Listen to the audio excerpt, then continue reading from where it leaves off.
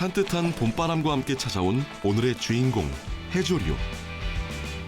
제철을 맞은 꼬시래기를 비롯해 다시마, 톳 등 싱싱한 해조류가 우리 식탁을 가득 채우고 있죠. 맛이면 맛, 영양이면 영양. 두 마리 토끼를 사로잡은 해조류의 다양한 매력을 만나봅니다.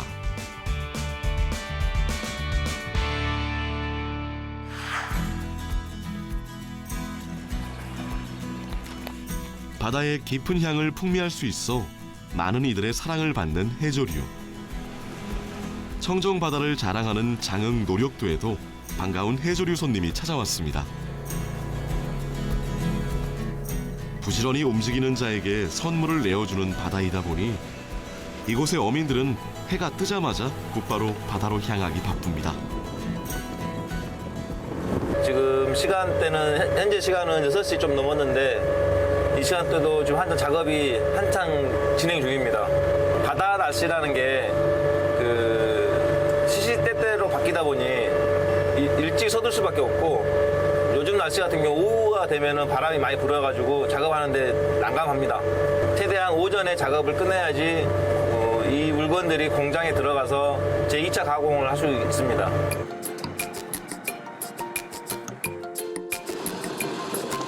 오늘의 첫 번째 주인공은 꼬시래기. 꼬시래기가 본격적으로 식탁에 오르기 시작한 것은 20여 년 전. 김과 미역을 대체할 수 있는 새로운 해조류 품종을 찾던 중에 시험과 연구를 통해 꼬시래기 인공 채묘에 성공하면서부터 양식이 시작된 겁니다.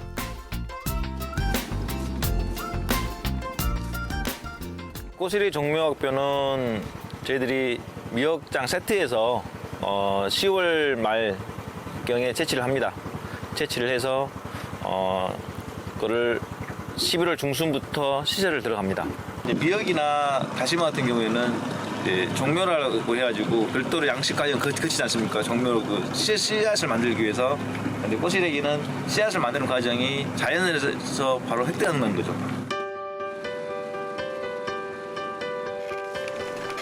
수심 10m가 넘는 물목에 양식줄이 길게 이어져 있는 꼬시래기. 손바닥만한 붉은 빛의 줄기를 일정한 간격으로 꼬아붙여 겨울에 바닷속에서 길러내는 건데요. 이처럼 길쭉한 생김새가 국수의 면발을 닮았다 하여 바다의 국수, 바다의 냉면이라는 별명을 얻었다고 하죠.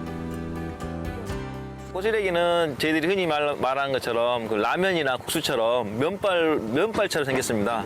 미역이나 다시마처럼 넓적한 게 아니라 가늘게 생겼다고 면발이라고 하는데 이게 쫄깃쫄깃한 맛을 내려면은 약간은 도톰해야지 그나마 맛있는 꼬시래기가 됩니다. 노력도 앞바다에 맑고 깨끗한 기운을 머금은 꼬시래기가 올해도 잘 자라나 주었는데요. 꼬시래기는 장흥 외에도 완도, 진도, 해남 등 주로 남해안 앞바다에서 만나볼 수 있습니다. 지금 빠지선에서 작업을 해서 모아놓은 공간입니다. 지금 저 작업을 해서 이제 좀 있으면은 예인선이 와서 저 빠지선을 예인해 갈 겁니다. 겨울 성장기를 거쳐 최대 2에서 3m 길이까지 자라난 꼬시래기는 일일이 사람의 손으로 베어내 수확하는데요. 이처럼 가구별로 수확을 마친 꼬시래기를 운반선에 모아 함께 실어 나르는 것이죠.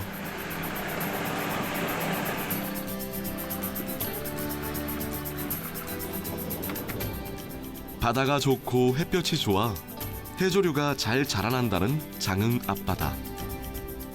꼬시래기 양식장 인근에서는 바다의 채소라 불리는 다시마도 수확이 한창인데요. 5월부터 수확 작업을 시작해 6월 말까지 검은 빛깔의 싱싱한 다시마를 만나볼 수 있습니다.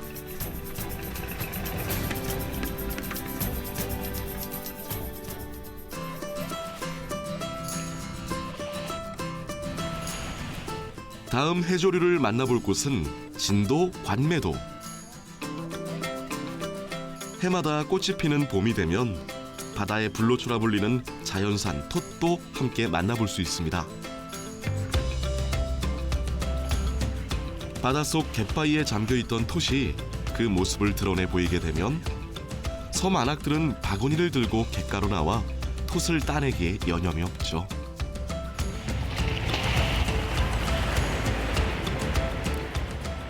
물이 차가지고 있으면 텃밭이 안 보이거든요.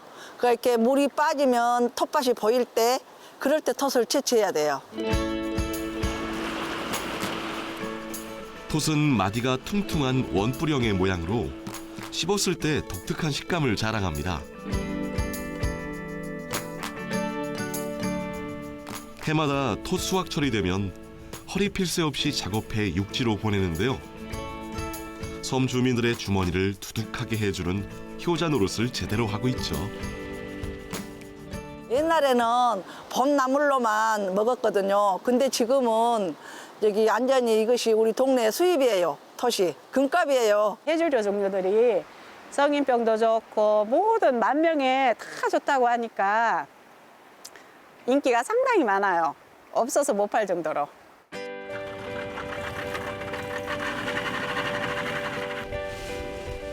봄이 막 시작되는 시기에 자연산 톳이 수확을 마치고 나면 5월에서 6월로 넘어갈 때쯤 양식 톳도 수확 차례를 기다리고 있습니다. 덕분에 관매도에선 톳을 보다 오래 만나볼 수 있는 거죠. 양식 톳이 자란 시기는 11월, 12월 달에 종자를 감아갖고 5월 달까지 지금 한참 크는 시기죠. 자라나는 시기만 서로 다를 뿐 자연산이건 양식이건 맛과 영양은 크게 다름이 없습니다. 지금은 30에서 한 40cm 정도 아마 자라고 있어요. 다 자랐을 때는 한 2m가 넘죠. 관매마을 일구만 한 120톤에서 한 130톤 나올 거예요. 저기 간호마을까지 하면 한 200톤이 넘는다고 봐야죠. 다음으로 향한 곳은 진도 대마도. 이곳에선 매년 5월이 되면 긴 줄에 포자를 붙여 6개월 동안 모자반을 길러내는데요. 때문에 모자반은 아쉽게도 찬바람이 부는 때 제철을 맞습니다.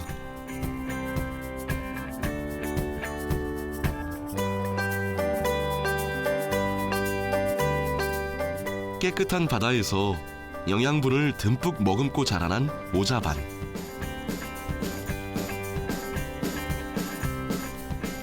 언뜻 보면 톳과 생김새가 비슷해 보이지만 작은 이파리와 함께 풍선 모양의 열매들이 주렁주렁 매달려 있는 것이 특징입니다.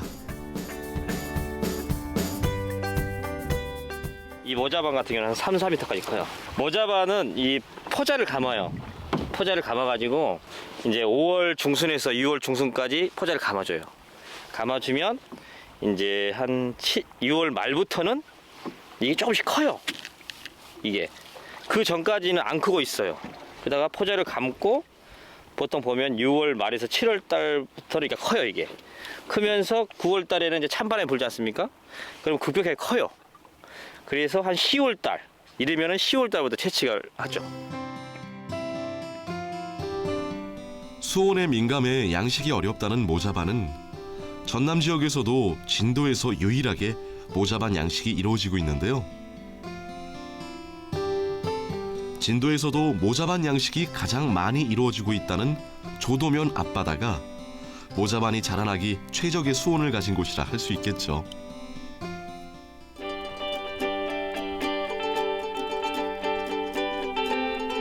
톳, 모자반과 더불어 진도에선 빼놓을 수 없는 해조류가 하나 더 있습니다. 오직 갯바위에서만 자라난다는 뜸부기가 마지막 주인공이죠. 진도는 이것이 없으면은 계란치기 아무리 걸게 장만해도 안 걸어. 그 집이 음식이 짜잔하겠다고 다 그런다. 서해안과 남해안 지방에선 제사상과 잔치상에 빠져서는 안 될 대표적인 식재료였던 뜸부기. 오염되지 않은 서남해안의 일부 바다에서만 자라나기 때문에 더욱 귀하게 여겨지죠.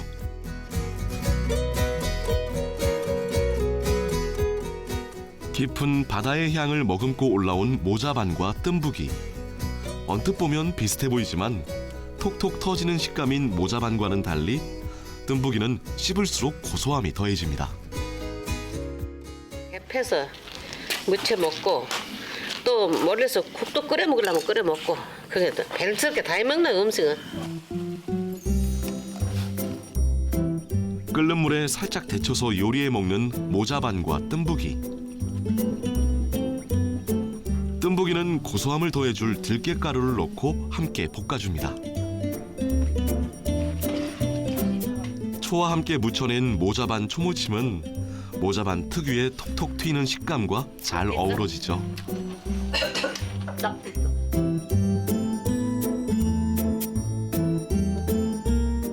진도 밥상에서 빠져서는 안 될 모자반과 뜸부기 한 상은 입안 가득 바다향을 가져다 줍니다.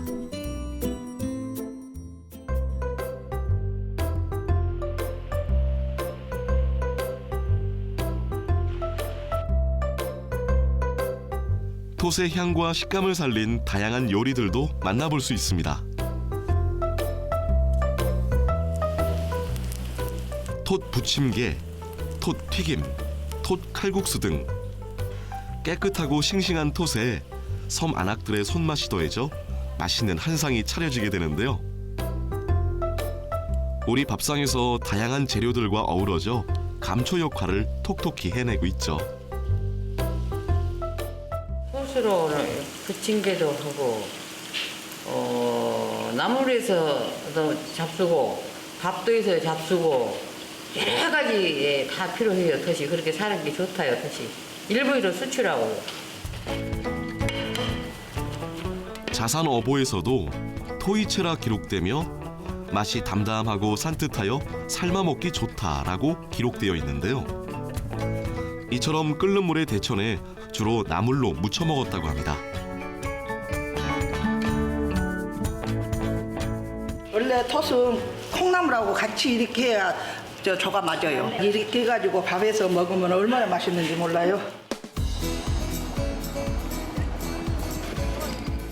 꼬시래기도 마찬가지로 수확한 것을 바로 조리해 먹기도 하지만 더욱 오래 두고 먹기 위해선 염장 가공이 필요합니다.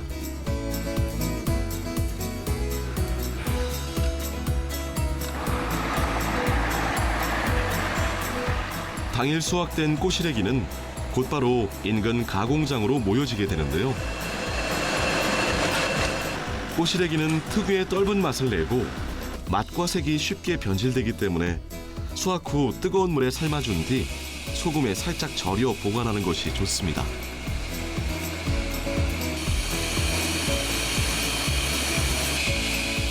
삶은 후 염장된 꼬시래기는 24시간 냉동 보관된 후에 소비자들이 쉽고 간편하게 맛볼 수 있도록 포장되어 전국 각지로 이동하게 되는 것이죠. 삶아야만이 보관이 돼요. 삶지 않으면은 그게 어디 냉동에도 보관할 수도 없고 그게 상해버려요. 그러니까 삶아서 시금치 쌈때기 삶아서 소금으로 25도 염도를 맞춰서 냉동으로 들어가요. 본초 강목에서도 맛은 달며 성질은 차고 독이 없으며 소변을 배출시키고 내열을 제거한다라고 기록된 꼬시래기.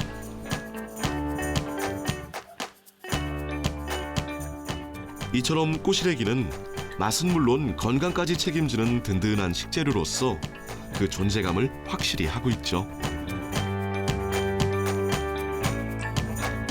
데친 후엔 초록빛으로 변하는 꼬시래기는 보통 무침으로 즐겨 먹으며 꼬독꼬독한 맛을 별미로 손꼽죠.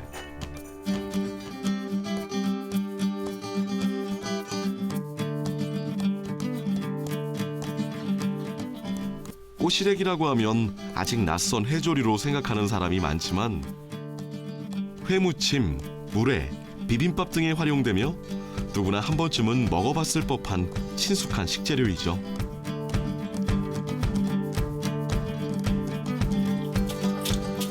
꼬시래기를 활용해 입맛 따라, 취향 따라 건강하게 즐길 수 있는 다양한 요리들이 개발되고 있는데요.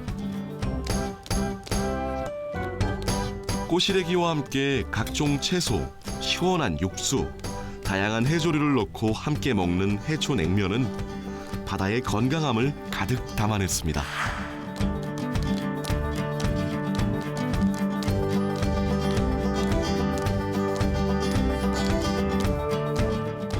면 외에도 매콤새콤한 양념을 곁들여 밥과 함께 비벼내 먹는 해초 비빔밥까지 꼬시래기를 비롯한 해조류를 다양하게 즐길 수가 있습니다.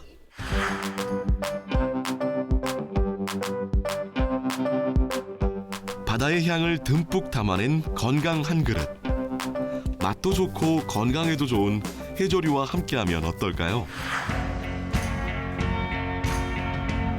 꼬시래기를 비롯해 다양한 해조류들이 해초 특유의 식감과 감칠맛을 내며 먹거리 시장에서 존재감을 높이고 있습니다. 밥상 위에선 늘 조연 역할이었던 해조류.